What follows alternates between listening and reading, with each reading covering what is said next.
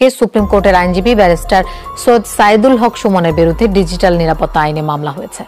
দুপুরে সাইবার ট্রাইব্যুনালের বিচারক আশরামস জগলুলের আদালতে মামলাটি করেন গৌতম কুমার এডবর নামের এক ব্যক্তি। তাকে আইনি সহায়তা দিচ্ছেন হিন্দু আইনজীবী পরিষদের সভাপতি সুমন কুমার রায়। ব্যারিস্টার সুমনের বিরুদ্ধে সাইবার ট্রাইব্যুনালে মামলা। আমি মনে করি যে কোনো কারো বাংলাদেশের মামলা করার অধিকার মারো। ব্যারিস্টার সুমনকে গ্রেপ্তার করেছে র্যাব। শনিবার রাতে গাজীপুরের ব্যারিস্টার সাইদুল হক সুমনের কিন্তু এটা আমাদের বিরুদ্ধে প্রথম ভিডিও নয়। ট্রাইব্যুনালে আমার বিরুদ্ধে কমপ্লেইন পিটিশন ফাইল করেছেন। অপরাধ ট্রাইব্যুনালের প্রসিকিউটর ও সুপ্রিম কোর্টের আইনজীবী ব্যারিস্টার সৈয়দ সাইদুল হক সুমনের বিরুদ্ধে বেনজির আমাদের দলের লোক নয়, আজিজও আমাদের দল। আসসালামু আলাইকুম দর্শক, দেশ ও দেশের বাইরে থেকে যারা এই মুহূর্তে আমার ভিডিও ওপেন করেছেন সবাইকে অসংখ্য অসংখ্য ধন্যবাদ। দর্শক, প্রথমেই শুনবেন আপনারা শিরোনামে আপনারা দেখেছেন ব্যারিস্টার সুমনের নামে আবারও মামলা হয়েছে। কিন্তু কেন বারে বারে ব্যারিস্টার সুমনের নামে মামলা, কে এই মামলা করছে, কেনই বা মামলা করছে, এই মামলার সূত্র কি ধরে এবং এই সূত্রটা কোথায় গিয়ে বন্ধ হবে?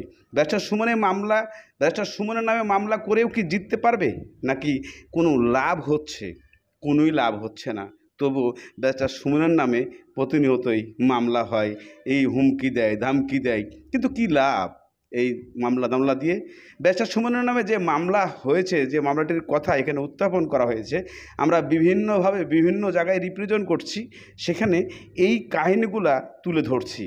কিন্তু আসলেই এই তুলে ধরা কাহিনীগুলার মাঝখানে কতটা সত্যতা আছে, যা আজকে আমি আপনাদেরকে প্রমাণ করে দেব, যা আসলেই এই মামলাগুলা সত্যি কখন কোন সময় কী কারণে এই মামলাগুলো করা হয়েছিল এবং এই মামলাগুলোর শেষ রেজাল্ট কোথায় এবং কিভাবে এই মামলাগুলো নিষ্পত্তি হতে পারে, নাকি ব্যারিস্টার সুমনকে এই মামলায় জেল খাটতে হতে পারে, এটা আমাদেরকে নিশ্চিত জানতে হবে এই ভিডিওর শেষ অংশ থেকে।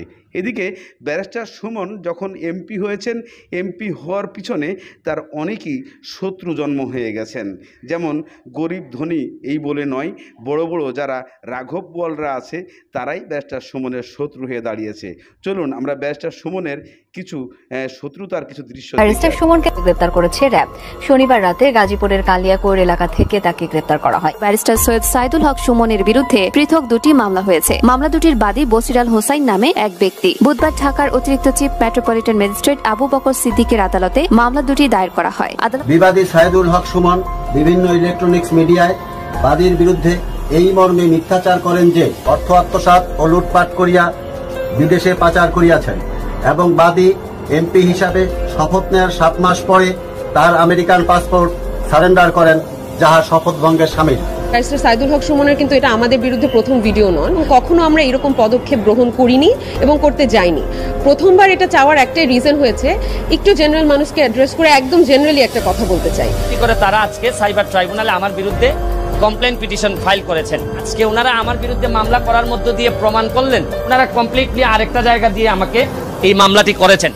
আমার কথা হচ্ছে যে যদি আমি অপরাধ করে থাকি তাহলে অবশ্যই আমি আইনের মুখোমুখি হব, কিন্তু যে জিনিসটি আমি 1.5 মাস আগে জিডি করে রেখেছি, সাইবার ক্রাইম ইউনিটে আমি অলরেডি এটা জমা দিয়েছি যে আমার নামে অপপ্রচার চালানো হচ্ছে এবং যে কোনো টাইমে আমাকে ক্ষতি করা হইতে পারে, এইরকম একটা জিনিসকে ব্যবহার করে তারা যে মামলাটি করেছেন, তারা না জেনে মামলাটি করেছেন। আমি ধরে নিলাম না জেনে মামলাটি করেছেন। অপরাধ ট্রাইব্যুনালের প্রসিকিউটর ও সুপ্রিম কোর্টের আইনজীবী ব্যারিস্টার সৈয়দ সাইদুল হক সুমনের বিরুদ্ধে মিথ্যা মামলা প্রত্যাহারের দাবিতে তার এলাকা হবিগঞ্জে মানববন্ধন করেছেন এলাকাবাসী।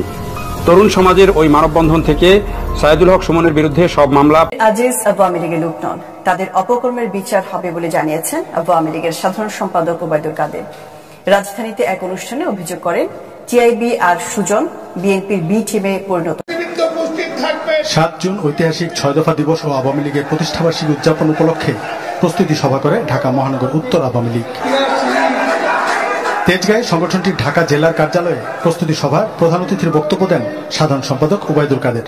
বলেন, সাবেক সেনা ও পুলিশ প্রধান আওয়ামী লীগের কেউ নন। বেনজির আমাদের দলের লোক নয়, আজিজও আমাদের দলের লোক নয়।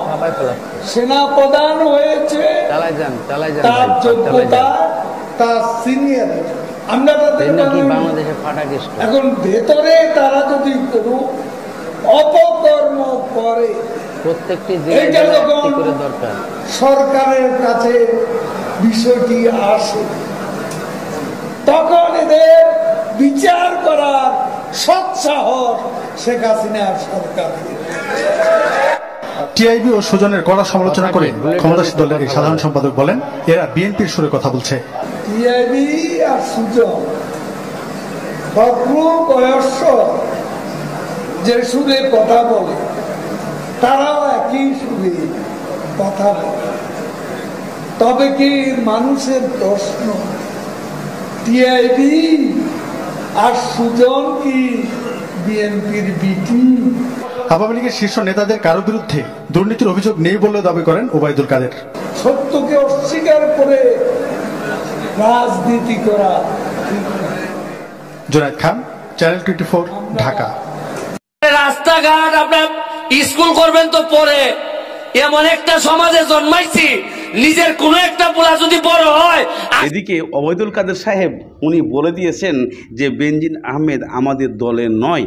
তাহলে বেনজির আহমেদ যদি ওনাদের দলে না হয় তাহলে দেশ ছেড়ে ভাগলো কেন? এই প্রশ্নটা এসে যায় ব্যারিস্টার সুমনের মামলাকে কেন্দ্র করে। আর এই সূত্র ধরেই ব্যারিস্টার সুমনকে বিভিন্নভাবে হয়রানি করার প্রচেষ্টা চলছে বিভিন্ন জায়গার থেকে। যদিও ইতিমধ্যে এই বর্তমানে বেনজির আহমেদের ঘটনা